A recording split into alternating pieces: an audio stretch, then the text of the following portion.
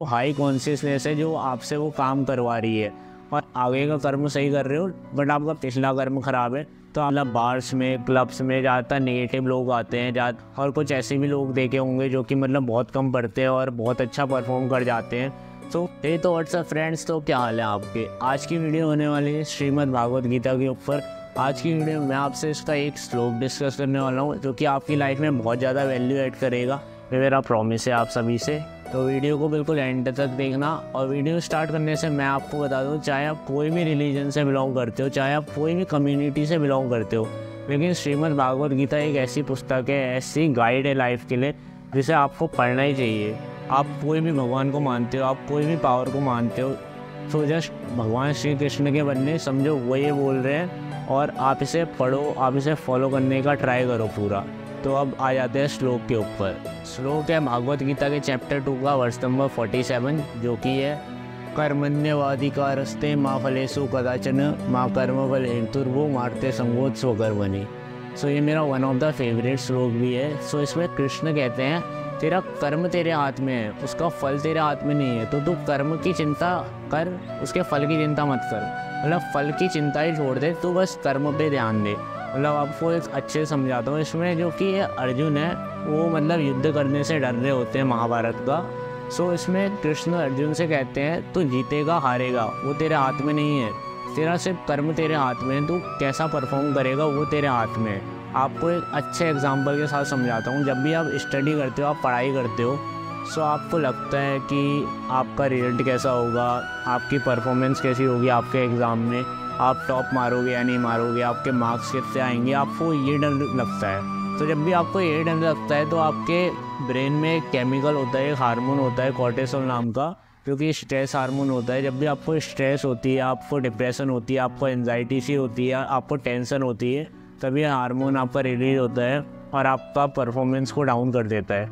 आपने बहुत से लोग देखे होंगे ऐसे जो कि मतलब बहुत ज़्यादा ही पढ़ते हैं और मतलब वो एग्ज़ाम क्लियर नहीं कर पाते, उनके बहुत कम नंबर आते हैं। और कुछ ऐसे भी लोग देखे होंगे जो कि मतलब बहुत कम पढ़ते हैं और बहुत अच्छा परफॉर्म कर जाते हैं। तो इसी वजह से होता है, जो कि मतलब जो कम पढ़ता है वो सिर्फ वो जितना पढ़ता है उसमें फोकस करता है, वो रिजल्ट की चिंता ही नहीं करता कि वो कैसा रिजल्ट लाएगा, कैसा मतलब परफॉर्म करेगा। और जो ज़्यादा पढ़ता है वो सिर्फ ज़्यादातर केसेस में वो सिर्फ रिजल्ट की चिंता करता है कि वो पास हो पाएगा या फेल हो पाएगा, वो मतलब कट ऑफ क्लियर कर पाएगा या नहीं कर पाएगा। तो इस वजह से उसकी परफॉर्मेंस डाउन हो जाती है और मतलब जो कम पढ़ता है उसकी परफॉर्मेंस अप हो जाती है। तो अब बात कर रहे हैं कर्मफल के बारे में कि आपको कर्म का फल आखिर मिलता कैसे है। तो जैसे कि कोई एग्ज़ाम है, आप कोई एग्ज़ाम की प्रिपरेशन कर रहे हो, जो कि मतलब लोग उसे एवरेज 3 महीने में पढ़ते हैं, 3 महीने में उसे 12 से 16 घंटे पढ़ते हैं और तब वो ज़्यादातर क्लियर कर पाते हैं एक एवरेज। और आप सोच रहे हो कि मैं 3 दिन में पढ़ के क्लियर कर दूंगा, कि 3 दिन में मैं पूरा फोकस के साथ पढ़ लूँगा, मतलब 24 घंटे जितना हो सके आपसे उतना पढ़ लूँगा और आप क्लियर कर लूँगा। तो आपका मतलब पिछला कर्म जितना आपको टाइम देना चाहिए आपने उतना नहीं दिया है, तो आपका यहाँ पिछला कर्म खराब है। और कर्मफल मिलता है आपका दूसरों के कर्म से।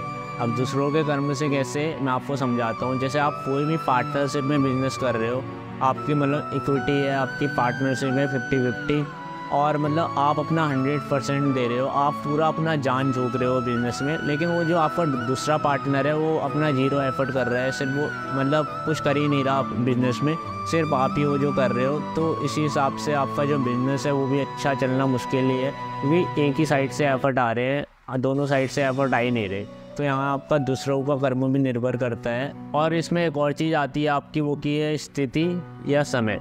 मान लो एक एग्जांपल के साथ समझाता हूँ। जैसे कोई 30 साल का इंसान है, वो अगर फुटबॉलर बनना चाह रहा है और ना ही उसने कभी फुटबॉल खेला है, बचपन से कभी नहीं खेला, वो 30 साल की उम्र में उसका डिज़ायर जागा कि उसे फुटबॉलर बनना है। सो वो अगर 5 साल पूरी प्रैक्टिस भी करेगा जान लगा के, तब भी वो नहीं बन पाएगा, क्योंकि 35 साल की उम्र हो जाएगी उसकी 5 साल में, और 35 साल की उम्र में लोग तब तक रिटायर ले लेते हैं फुटबॉल से, क्योंकि उसने बचपन से फुटबॉल नहीं खेला। तो उसकी स्थिति और उसका समय आ गया यहाँ बीच में।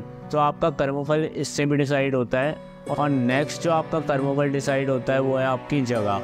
मान लो मतलब अगर आप पढ़ाई करना चाह रहे हो, आप अपने आप को एक पॉजिटिव बंदा बनाना चाह रहे हो, पॉजिटिव इंसान बनाना चाह रहे हो, और आप रोज़ मतलब बार में जा रहे हो, रोज़ क्लब्स में जा रहे हो, तो आप एक पॉजिटिव इंसान बनना आपका मुश्किल ही हो जाएगा।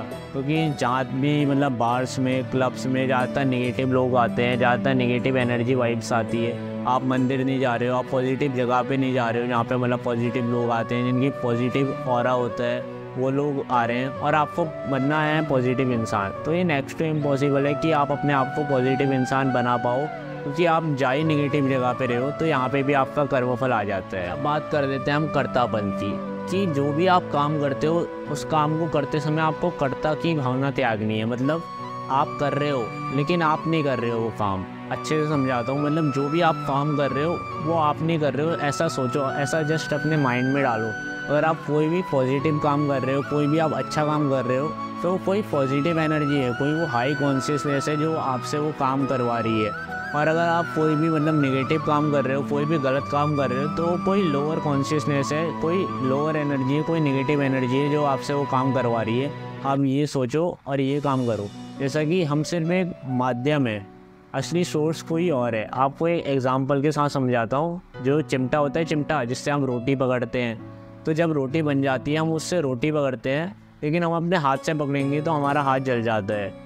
तो जब चिमटे से पकड़ते हैं तो चिमटा अपनी जगह पे स्थिर रखा हुआ होता है, लेकिन जब हम चिमटे से पकड़ते हैं चिमटा क्रिया में आता है और वो हमारे द्वारा ये काम करता है कि वो रोटी उठाने के सक्षम हो पाता है। ऐसे ही जो बुलडोज़र है, बुलडोज़र उसमें जब ह्यूमन बैठता है, उसे जब यूज़ करता है तो वो मतलब घर तोड़ पाता है, वो कुछ भी तोड़ पाता है, बिल्डिंग्स वगैरह। तो वरना वो निष्क्रिय रखा पड़ता रहता है, मतलब स्थिर रखा पड़ा रहता है, उसका कोई यूज़ नहीं होता जब तक कोई उसे यूज़ ना करे। वैसे ही हमारी बॉडी है, मतलब हमें जब भी कुछ ऐसा काम करो कि करने से पहले हमेशा ये सोचो और करते समय ये सोचो कि ये मैं नहीं कर रहा, कोई मुझसे ऊपर एक ग्रेटर पावर है जो मेरे से ये करा रही है। तभी आपका कर्तापन की भावना जब आपकी कम होते रहेगी, तभी आपका जो ईगो है वो आपका डाउन होते रहेगा। और जितना आपका ईगो डाउन होते रहेगा उतना ज़्यादा आप हम्बल होते रहोगे, उतने ज़्यादा आप अच्छे इंसान बनते रहोगे। तो ये बात ध्यान में रखना। तो यहीं तक थी आज की वीडियो। ये श्लोक मुझसे जितना एक्सप्लेन हुआ मैंने उतना करा, उतना अपना बेस्ट ट्राई दिया। क्योंकि भागवत गीता एक ऐसी बुक है, एक ऐसी गाइड है जिसे आप लाइफ टाइम पढ़ो तब भी आपको मुश्किल से ही समझ आ पाएगी, क्योंकि ये बहुत ही वाइड है। मतलब आप जितना इसे पढ़ते जाओगे, जितना इसे समझते जाओगे, उतना आप डूबते जाओगे इसके महासागर में, इसके ज्ञान के सागर में। सो मेरे से जितना हो सका मैंने आपको उतना एक्सप्लेन करने का ट्राई किया। और नेक्स्ट वीडियो बताना आपको कौन से श्लोक पे चाहिए, क्योंकि मैंने गीता की सीरीज़ चालू करी है। मैंने पोल डाली थी अपने चैनल पे, ज़्यादातर लोगों ने गीता को कहा तो मैंने भागवत गीता को स्टार्ट करा है। और भी चीज़ें आएंगी, बहुत अच्छी अच्छी चीज़ें आने वाली है चैनल पे। तो चैनल को सब्सक्राइब कर देना और वीडियो को लाइक कर देना और शेयर कर देना जिसे भागवत गीता पढ़नी है, जो भी है। तो मैं मिलता हूँ आपसे अगली वीडियो में, तब तक चले नमस्ते।